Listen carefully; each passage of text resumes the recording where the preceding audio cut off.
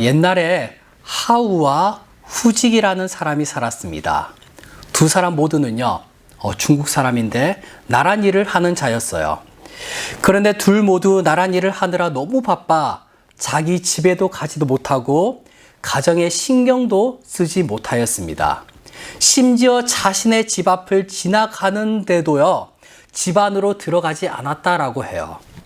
그러자 주위 사람들이 아니 몇 년 만에 집 앞을 지나가는데 집을 한번 찾아가 보는 것이 어떠합니까? 라고 할 정도로 그는 집을 찾아가지 않았지만 이들의 대답은 한결같았습니다. 내가 일을 제대로 하지 못한다라면은 많은 백성들이 힘들어할 것입니다. 그런데 어찌 집에 드나들며 그곳에 신경 쓸 수가 있겠습니까? 라고 말입니다. 훗날 사람들은요, 백성들을 자신의 가족들보다 더 아끼고 보살폈던 하우와 후직을 칭송하였고, 중국의 대학자이죠, 공자 역시 하우와 후직을 칭찬함과 동시에 자신의 제자였던 안회를 칭찬하는데요. 안회는 세상 사람들이 어렵게 사는 모습을 보면서 스스로 밥 한 공기와 그리고 물 한 잔만을 먹으며 하루하루를 살았다라고 합니다. 그리하여 공자는 하우와 후직, 안회 모두는 자신의 처지보다 다른 사람들의 처지를 생각하며 배려하는 사람들이다라고 이들을 칭찬하며 이러한 말을 하였다라고 하는데요. 무슨 말이죠? 역지사지. 예. 역지사지, 상대방의 처지와 형편을 생각해보고 이해하라라는 것이죠. 그런데 저는 이 이야기 속에서 사실 약간의 거부감이 들기도 하였습니다. 왜냐하면 다른 사람들의 입장을 생각하며 그들의 마음을 이해하지만은 정작 가장 가까운 가족들을 돌아보지 못하고 가족들의 마음은 이해하지 못한 것은 아닌가라는 그런 생각 때문인 것이죠. 그렇습니다. 우리는 남을 배려해야 한다라는 말과 생각을 가지고 있으며 그것이 참된 윤리라고는 우리가 생각하고 있지만은 정작 가장 가까이서 배려해야 할 가족에 대한 배려가 부족하다는 것은 많은 사람들이 가지고 있는 모순이지 않을까 싶은데요. 자식으로서 우리가 부모의 마음을 이해하지 못하기도 하고요. 부모로서 자식의 마음을 이해하지 못하는 것은 우리 사이에 흔히 있는 이해의 오류인 것입니다. 사실 저 또한 마찬가지입니다. 부모로서 아들, 딸들을 사랑하는 마음은 있지만은 정작 그들의 마음을 이해하지 못할 때가 많고요. 또한 제가 아들로서 저희 부모님의 마음을 헤아리지 못할 때가 참으로 또 많은 것이죠. 그런데 자주는 아니지만은 제가 부모가 되어 보니까 한 번씩 아버지께서 어머니께서 그때 그러한 마음이셨겠구나, 그런 마음으로 저를 바라보셨겠구나, 그런 마음으로 저에게 그렇게 대하셨구나 라는 것이 이해가 되며 또 체휼될 때가 있더라고요. 제가 신학을 하기 전 일반 직장을 다닐 때였습니다. 하루는 회사 스트레스가 얼마나 큰지 사직서를 그냥 낼까? 라는 그런 생각이 막 치밀어 오를 때가 있었습니다. 하지만 처자식을 생각하니까 또 그러지 못하겠더라고요. 그러면서 드는 생각이 우리 아버지는 30년 이상을 어찌 그리 묵묵히 일하셨을까? 정말 때려치고 싶은 마음이 하루에도 몇 번씩 드셨을 텐데 처자식 먹여 살리신다고 얼마나 그것을 참으셨을까라는 생각과 함께 아버지의 마음이 이해가 되며 또 한편으로는 아버지의 삶이 참으로 안타깝게 여겨지는 것이었습니다. 사실 그 이전까지는 몰랐었거든요. 그러한 마음을요. 사랑하는 여러분, 오늘 제목이요, 아버지의 마음인데요. 여러분들은 혹시 아버지 혹은 어머니의 마음을 역지사지의 마음으로 그 마음을 헤아려 보신 적이 계신가요? 오늘 우리는 계속하여 요셉의 이야기지만은 실상은 요셉을 통하여 일하시는 하나님의 이야기를 볼 것이고요. 그와 동시에 또 다른 관점으로 오늘 본문의 이야기를 보았으면 하는데요. 바로 아버지 야곱의 시선으로 이 아들들의 이야기를 보았으면 합니다. 먼저 요셉을 통하여 일하시는 하나님의 이야기를 먼저 보면요. 지난주에 우리가 어떤 이야기를 보았죠? 기억하십니까? 그렇죠. 지난주 아버지의 사랑을 독차지하고 있는 요셉의 모습을 보았습니다. 그리하여 다른 아들들과 차별적인 사랑을 받았고 그 지나친 편애로 인하여 형들의 시기와 질투는 높아져만 갔죠.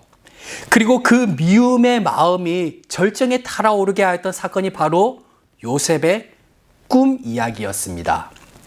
그리고 이어지는 오늘 본문의 이야기의 처음이요. 형들이 양을 치기 위해 세겜으로 갔다라는 것이에요. 여러분, 팔레스타인 지역, 가나안 지역은요. 비가 오는 우기와 비가 오지 않은 건기가 뚜렷하기 때문에 지역에 따라서 풀의 길이가 다르며 또 풀의 양에 따라서 지역을 옮겨 양을 치는 형태입니다. 그리하여 형들은 그들이 살고 있는 헤브론으로부터 약 80km가 떨어져 있는 세겜까지 옮겨 양을 쳤는데요. 그런데 여러분, 야곱의 가족들에게 있어서 세겜은 어떠한 땅입니까? 물론 여러 의미가 있겠지만 무엇보다 자신의 딸 디나의 사건이 가장 먼저 떠올라지 않았겠습니까? 그렇기 때문에 여전히 야곱의 가족들에게 있어서 세겜은요, 위험한 곳이에요. 그리하여 야곱은 자신의 아들들의 안전을 확인하기 위해 그리고 이들의 안부를 살피기 위해 요셉을 보내게 되는 것이죠. 그런데 이전까지의 요셉을 우리가 한번 생각해 봅시다. 그의 꿈 이야기, 채색 옷을 입은 정말 생각 없는 그리고 철없는 17세의 그런 모습이었다라면은 오늘 본문에서 그는 아버지의 말씀대로 순종하는 모습을 보이게 됩니다. 세겜이 어떤 땅인지 요셉이 몰랐을까요? 아니요, 분명 알았을 것입니다. 그렇다면은 아니 아버지, 세겜이 어떤 땅인지 모릅니까? 그런 걸 왜 저에게 시키십니까? 요즘 MZ라면요, 형들의 안부를 살필 것이면은 다른 종들을 보내도 되지 않겠습니까? 라며 충분히 그 아버지의 말씀에 그 명령에 반문할 수 있었을 텐데 그러지 아니하고 아버지의 말씀대로 순종하게 돼요. 그렇게 요셉은 세겜에 도착하게 되었고 형들을 찾아 헤매는데 어떤 사람의 도움으로 세겜으로부터 20km 정도 떨어진 도단으로 형들이 갔다라는 사실을 듣게 됩니다. 그리고 요셉은 세겜에서부터 다시 도단으로 향하게 돼요. 그렇게 형들을 쫓아 도단으로 갔고 멀리서 오고 있는 요셉을 형들이 보게 되는데 이때 형들이 서로 이렇게 이야기를 합니다. 창세기 37장 18절부터 우리 20절까지 말씀 우리 함께 볼까요? 시작. 요셉이 그들에게 가까이 오기 전에 그들이 요셉을 멀리서 보고 죽이기를 꾀하여 서로 이르되 꿈꾸는 자가 오는도다. 자, 그를 죽여 한 구덩이에 던지고 우리가 말하기를 악한 짐승이 그를 잡아먹었다 하자. 그의 꿈이 어떻게 되는지를 우리가 볼 것이니라 하는지라. 형들이 요셉을 향하여 무엇이라 말합니까? 요셉? 동생? 아니요, 꿈꾸는 자가 온다 라고 그를 조롱하고 요셉을 죽이고자 합니다. 여러분, 꿈꾸는 자가 온다라는 말에는요, 저 꿈이 너무나도 놀랍고 위대해, 대단해 라는 그런 형태의 그런 말들이 아니죠. 꿈꾸는 자가 온다라는 말은 그 형들의 말에는 가시가 있는 말입니다. 지난 요셉의 꿈이 형들의 마음에 얼마나 큰 영향을 주었는지, 그리고 그에 대한 분노가 요셉을 죽이고자까지 하였다라는 것을 우리가 알 수가 있습니다. 그리하여 말하기를 그 꿈이 어떻게 되는지를 보자라며 요셉이 꾸었던 꿈이 얼마나 보잘것없고 얼마나 한심한 꿈이었는지를 시험하며 또한 조롱하는 그런 모습인 것이죠.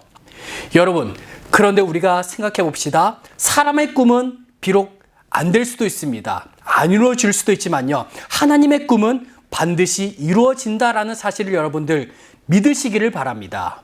사람들은 그 꿈을요, 어이없게 여기며 또한 보잘것없고 한심한 꿈이라 여길지 모르지만은 하나님의 꿈은요, 가장 위대한 꿈이며 또한 그 꿈은 반드시 이루어진다라는 사실을 여러분들 기억하시기를 축복합니다.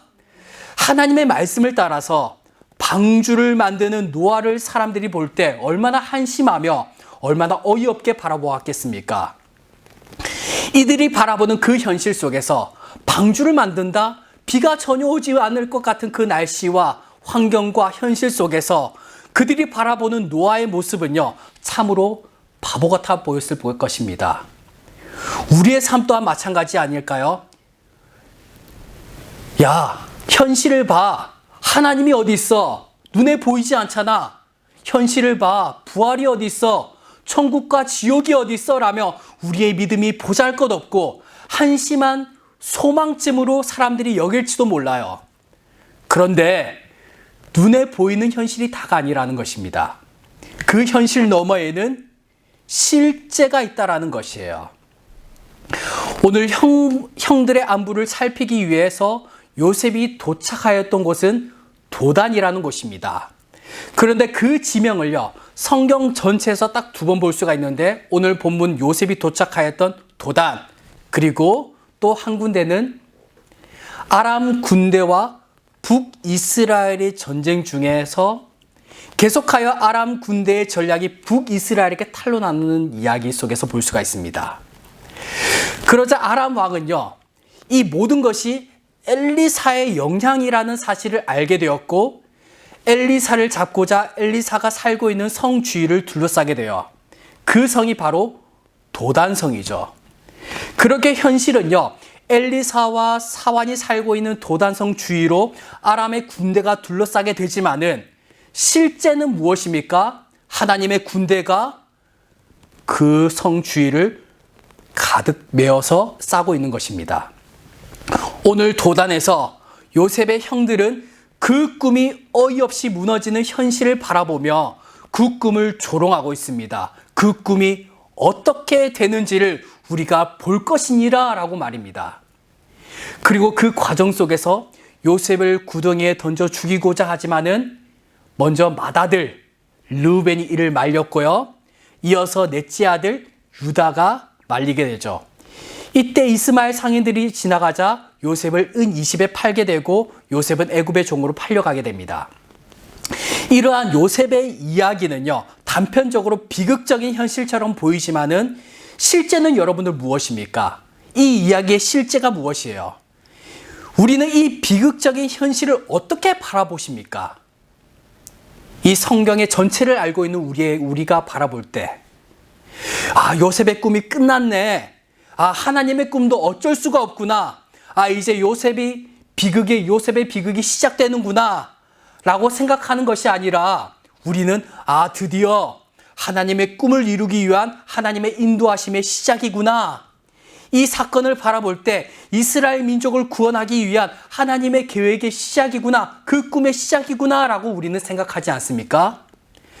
오늘 형들은요, 그 꿈이 어떻게 되는지를 우리가 보자라며 그 꿈이 산산조각 나는 것처럼 보지만은 실제는 그 하나님의 꿈의 시작이라는 것입니다. 엘리사의 사환의 눈이 아람의 군대밖에 보이지 않자 두려워 떨고 있지만은 실제는 하나님께서 그를 위해서 일하시며 그들을 보호하시고 인도하신 것처럼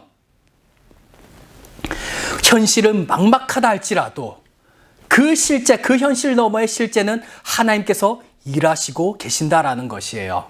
사랑하는 여러분, 우리의 삶 또한요, 두렵고 떨리는 현실에 마주할 때가 있습니다. 그러할 때마다 우리의 믿음의 눈을 들어서 우리와 함께 하시며 우리를 지키시고 인도하시는 하나님을 바라보시기를 주님의 이름으로 축복합니다. 우리의 답답한 현실을 너머에 실제하시는 하나님이 계시다는 사실을 여러분들 기억하시길 바라요. 그리고 결국 하나님의 꿈은 산산조각 무너지는 것이 아니라 반드시 이루어진다라는 사실을 믿으시며 하나님의 꿈을 향해 거침없이 나아가는 우리 모두가 되시기를 주님의 이름으로 축복합니다. 이것이 겉으로 보여지는 요셉을 통하여 일하시는 하나님의 스토리죠.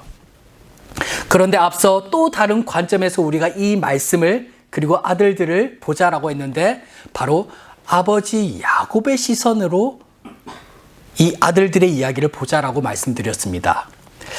아버지 야곱의 입장에서 오늘 본문의 내용을 본다라면 아주 처참한 그런 비극적인 사건입니다. 자신이 가장 사랑하는 아들 요셉이 죽었다라는 소식을 듣게 된 것이죠. 이때 야곱의 마음은 어떠했을까요? 창세기 37장 34절과 35절 말씀 함께 봅시다. 시작. 자기 옷을 찢고 굵은 배로 허리를 묶고 오래도록 그의 아들을 위하여 애통하니 그의 모든 자녀가 위로하되 그가 그 위로를 받지 아니하여 이르되 내가 슬퍼하며 스울로 내려가 아들에게로 가리라 하고 그의 아버지가 그를 위하여 울었더라. 그의 모든 자녀들이 그를 위로하지만은 그 위로의 말과 행동들이 위로가 되지 않아요. 또 내가 죽음의 수월까지 내려가 요셉을 따라갈 것이다 라는 표현을 할 정도로 야곱은 매우 애통하며 슬퍼하였다라는 것입니다. 여러분, 이러한 아버지의 야곱의 마음, 과연 누가 이 아버지의 마음을 이해하고 또한 그 아버지의 마음의 위로가 되었을까요? 우리는 지금부터 오늘 본문의 사건과 함께 그 이전의 사건들 속에서 야곱의 입장에서 어떠한 마음으로 이 아들들을 바라보았는지를 우리가 한번 생각해 보았으면 좋겠습니다. 야곱에게 몇 명의 아들이 있었죠? 12명의 아들이 있었습니다. 첫째 아들부터 넷째 아들까지는 정부인인 레아에게서 얻은 자식이고요. 다섯째부터 열 번째 아들까지는 그녀들의 종 레아와 라헬의 종에게서 얻은 자식들입니다. 그리고 11번째 아들이 자신이 사랑하는 라헬에게서 어렵게 얻은 요셉이라는 자녀이고, 마지막으로 라헬이 출산 중에 사망하게 되는데 이때 얻은 자식이 12번째 아들인 베냐민입니다. 그런데 오늘 본문을 본다면 사건의 중심에 있는 요셉을 제외하고 다른 어떤 아들들보다 2명의 존재감을 볼 수가 있는데요. 바로 첫째 아들인 르후벤과 그리고 넷째 아들 유다예요. 다른 모든 형제들은 요셉을 죽이고자 할 때 첫째와 넷째 르후벤과 유다만이 요셉의 생명을 보존하고자 하는 모습을 볼 수가 있는 것이죠. 하지만 이 모습을 자세히 보면요, 이 둘의 차이점을 볼 수가 있습니다. 르후벤은 요셉에 대하여 계속하여서 그라는 표현을 하지만은 유다는 요셉을 향하여 우리의 동생이라는 표현을 한다라는 것을 볼 수가 있어요. 그리고 르후벤은 요셉을 살리자라고 형제들에게 말하였을 때 형제들이 르후벤의 말을 사실 듣는 둥 마는 둥 하는 그런 느낌이었다라면은 유다가 요셉을 살리자라고 말을 하였을 때 형제들이 유다의 말에 청종하였다라고 성경에는 기록하고 있다라는 것입니다. 여기서 우리는 아버지 야곱과 그의 아들들 속에 얽혀있는 정말 복잡 미묘한 그런 상황을 우리가 보지 않을 수가 없는 것입니다. 먼저 오늘 본문 이전 야곱의 아들들과 관련된 2가지의 사건을 볼 수가 있습니다. 야곱의 아들들과 관련된 먼저 첫 번째 사건은 우리가 지난주에 보았죠. 바로 야곱의 딸 디나의 사건에서가 볼 수가 있습니다. 이때 둘째 아들 시므온과 셋째 아들 레위가 아버지 야곱을 속이면서까지 세겜의 모든 남성들을 죽이는데 앞장서게 되죠. 그리고 두 번째 사건은 성경에서 단 2줄로 소개되고 있지만 첫째 르우벤이 야곱의 첩 빌하와 동침한 사건입니다. 우리가 이 두 사건 속에서 아들들을 향한 야곱의 마음이 어떠했을까 우리가 한번 생각을 해봅시다. 첫 번째 사건, 디나의 사건 속에서 시므온과 둘째 아들 시므온과 셋째 아들 레위를 향하여 너희가 내게 화를 끼쳤도다. 너희가 너희의 일을 통해서 내 모든 가족들이 다 멸망할 것이다 라는 그런 표현과 함께 아들들에 대한 그런 실망감의 마음이 들지 않았겠습니까? 그리고 르우벤 역시 자신의 첫 빌하와 동침함으로써 르우벤에게 아주 크게 실망한 그런 마음을 가졌을 것입니다. 그리고 이러한 아버지 야곱과 그의 아들들의 복잡 미묘한 그런 관계 속에서 창세기에서 표면적으로 드러나기도 하지만은 숨어있는 그런 트리거 역할을 하는 것이 하나가 있는데요. 그것이 바로 장자의 축복이라는 것입니다. 장자의 축복권이라는 것이에요. 이 장자의 축복권에 대한 이해관계가 분명히 아버지와 그의 아들들 사이에서 분명히 있었을 것이에요.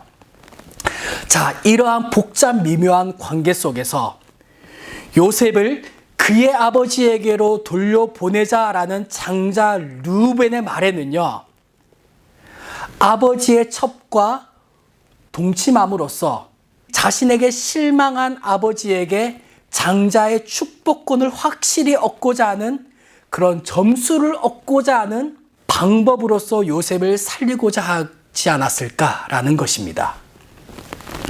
물론 유다의 말, 유다가 이 요셉을 살리자라는 그런 말 또한요, 어떠한 이유에서 요셉을 살리려고 하였는지에 대해서 성경은 분명히 기록하지 않기 때문에 알 수는 없어요.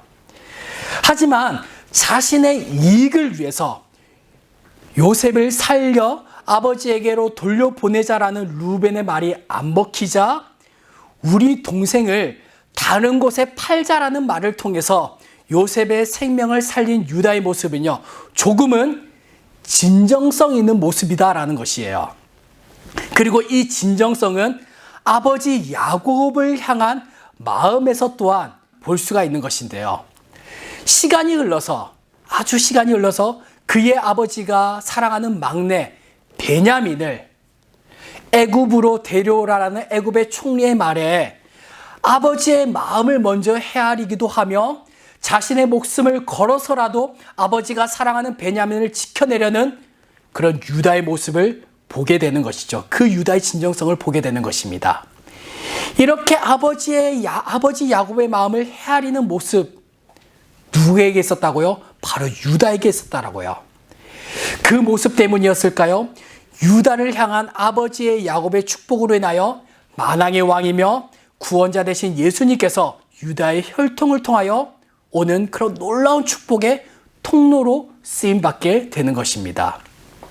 사랑하는 여러분, 우리가 부모님의 마음을 우리가 이해하고 헤아리는 것 또한 중요하지만요, 무엇보다 우리는 하나님 아버지의 마음을 이해하고 헤아리는 은혜가 우리에게 있어야 할 줄로 믿습니다. 할렐루야. 우리가 세상을 살다 보면 나는 왜 이럴까? 세상에 참 사랑이 없어. 사랑이 없는 것 같아. 세상이 참으로 척박한 것 같아. 라며 힘든 현실을 바라보는 것이 아니라 우리는 실제를 바라보는 은혜가 우리에게 있기를 바랍니다. 그 실제가 무엇입니까? 나를 구원하기 위해서 그의 독생자를 주시어 스올의 죽음까지 가게 하신 주님의 그 놀라우신 사랑을 바라보는 것, 그것이 실제이고요. 지금도 나와 함께 하시며 나를 인도하시며 놀랍고 아름다운 축복의 여정으로 인도하시는 그 하나님의 인도하심이 바로 실제라는 것입니다.